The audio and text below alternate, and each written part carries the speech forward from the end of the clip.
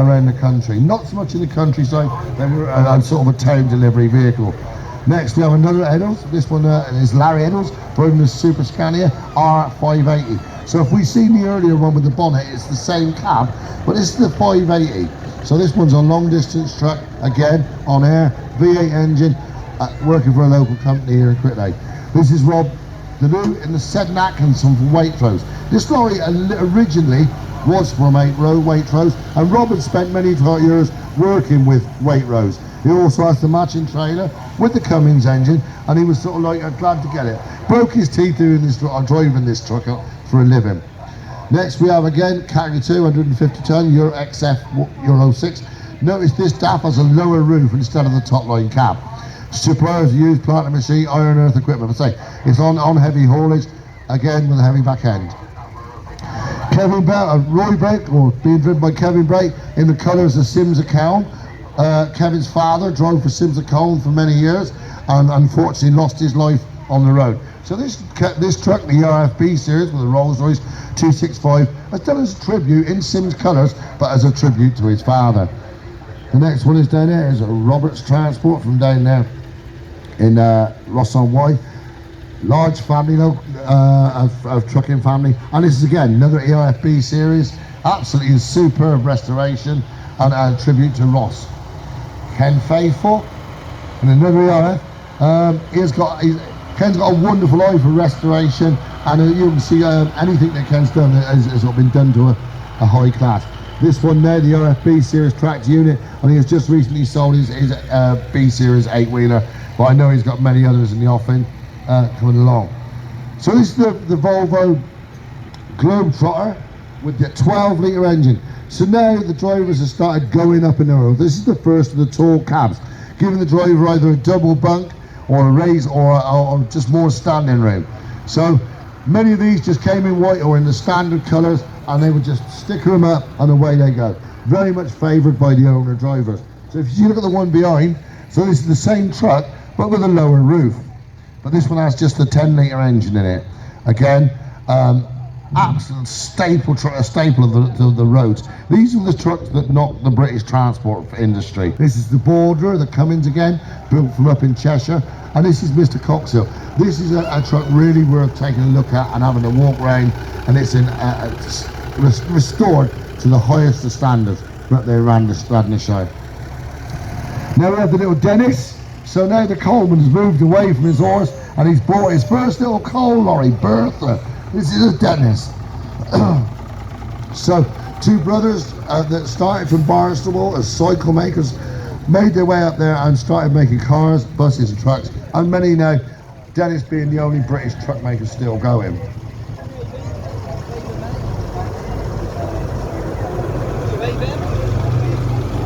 Yeah. The Scotford Insulations Mini, driven by young Connor from Fairford. So he's only just come into the restoration scene, and it's the first dogs to please. There are two off lead running around, and we would ask all owners please to keep your dogs on lead. Is that okay?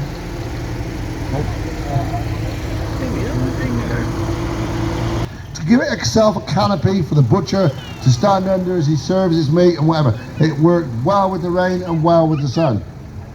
That roof that's on there now has been on 9 different vans, Mr. Caddy tells me. The Ford D series. Now we've moved up to Thames Traders. Now we've got a wonderful bit of comfort, and I remember these. We did Nullarbors and the many deserts of Australia. Right-hand drive. So they were produced in Australia to an American spec, again with a big Cummins engine, very powerful. Now we've got SJ Radband there, Steve Radband from up there in Bampton in Oxfordshire with his FH12.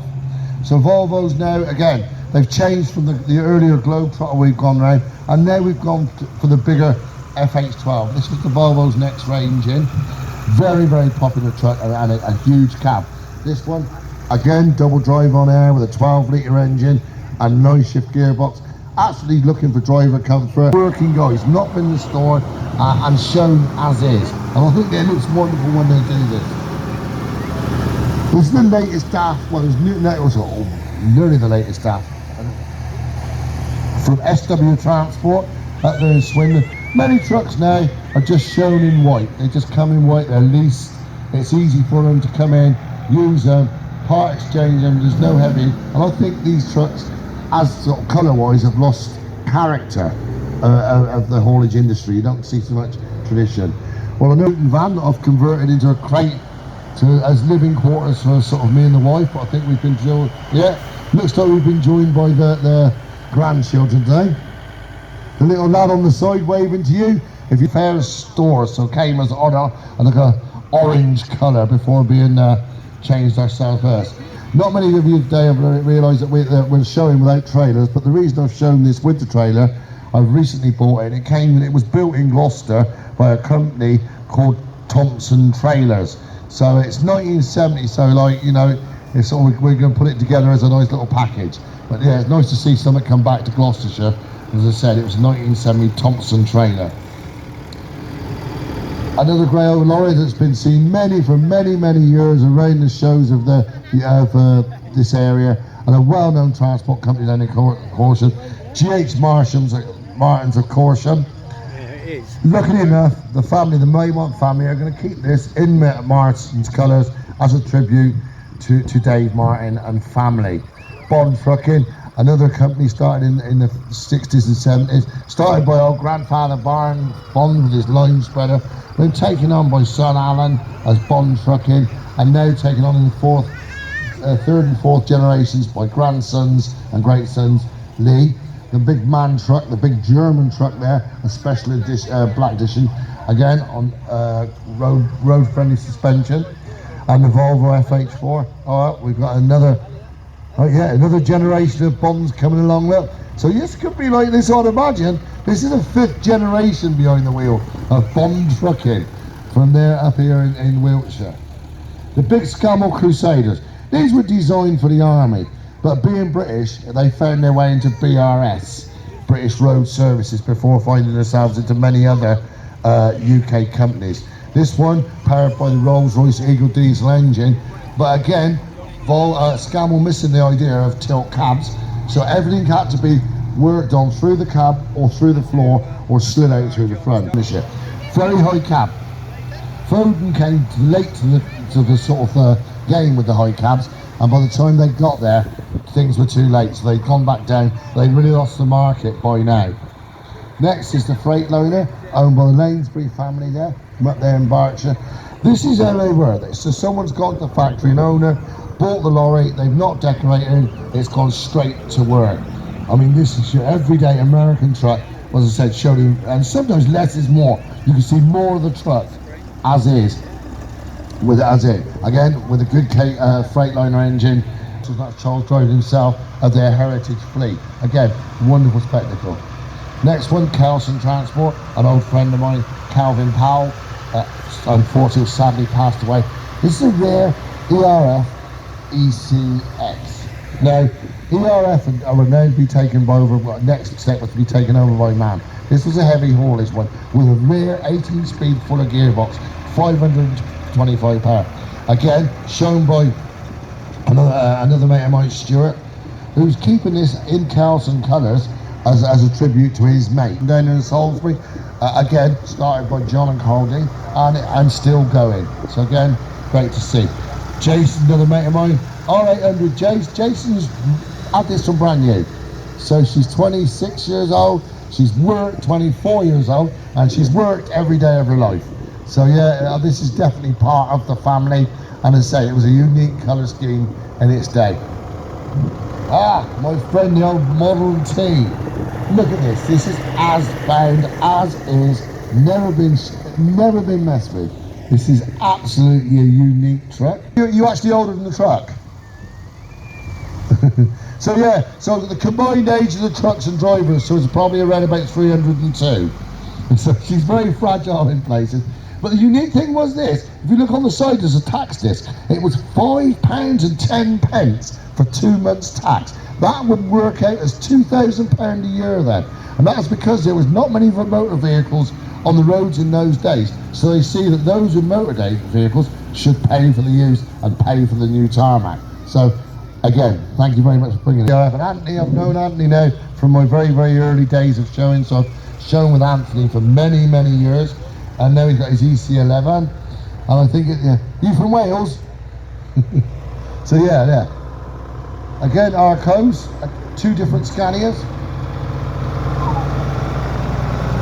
First one being a big 580 top line. Then he's probably, even though the cab is this high, he's probably just single bunked. So he's gone for lots and lots of room, and probably would spend most of the week away, I would imagine, and possibly on the continent. Slightly newer version behind. Have you noticed the difference change in the grills?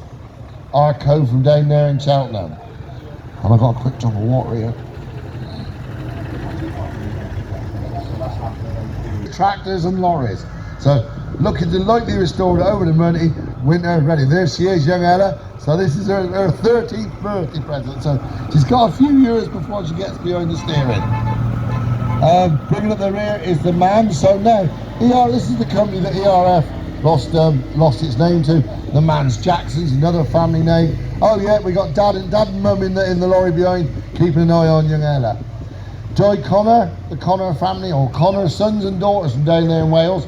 Again, been a famous name within the show industry, with the superbly immaculate 143 V8 Scania 450. Tribute to mum and dad. Many of these trucks have tributes to mums, dads, brothers, sisters, and all carry family names. So in behind we have the son, David, and his rare R385 Ti Renault, using the same cab as the Ford Transcontinental. So you don't see so many of those now. This one was bought originated in the Cheltenham area, went across to Ireland and was bought back. Now we have the big Chevy pickup. These can also be used as articulated trucks. If you have a look at it, as a fifth wheel in the back with a big 6.5 litre turbo diesel, and will be in the States be known as a dually due to the fact that it has dual wheels. Then for Scammell Highwayman, carnival time. So these were now may have started life as fuel tankers and everything before moving into the carnivals, the showman, the circus. Gardner engine would probably be expected to tow anything up to 80 tons and were geared for it. They would all carry the generating sets on the back to generate the rides. So this one now is still in there. The little Bedford J-type Black Beauty, look at that, with its little trader's body on the back, the little petrol engine. It's Bedford up there being built up there in Luton. So now we have the first of the Bennetts. Again, for those of you here last night with the wonderful light spectacle, this really did say the Bennetts with the big grid. It's still 520 Evolution. Absolutely stunning colours, and again, tributes to the owners and the drivers. Now we have PD Sanderson down there in South Malton, Devon, with Shapland's quality doors. This lorry has been restored in the last year to a very high standard. E14 Cummins, and it's been put back in the original colours of its name. I will ask Pete to give us one thrust, one blow on the horn. And the next one now. Now a Scania T-cab, low cab. Many of these Scanias you see come around at the high cab. This is kind of a rare low cab version of the T-cab. Lady Ian Maynard from down here in Devon, Honiton, has restored this. Has been self-restored by herself. It has the narrower cab with the Bedford 300 engine. Here he is, Mr. Maynard, driving it himself.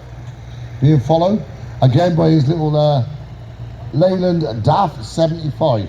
Not so many of the 75s. This one worked up north and was working for the BBC. One of the lighter of the DAF range with a smaller 75 engine. But again, absolutely superb little truck. As I said, we're expecting it's working live for the BBC. So that looks like all of it, and that's Martin from past saying thank you very much for it. So again, thank you very much for taking your time, for sitting around.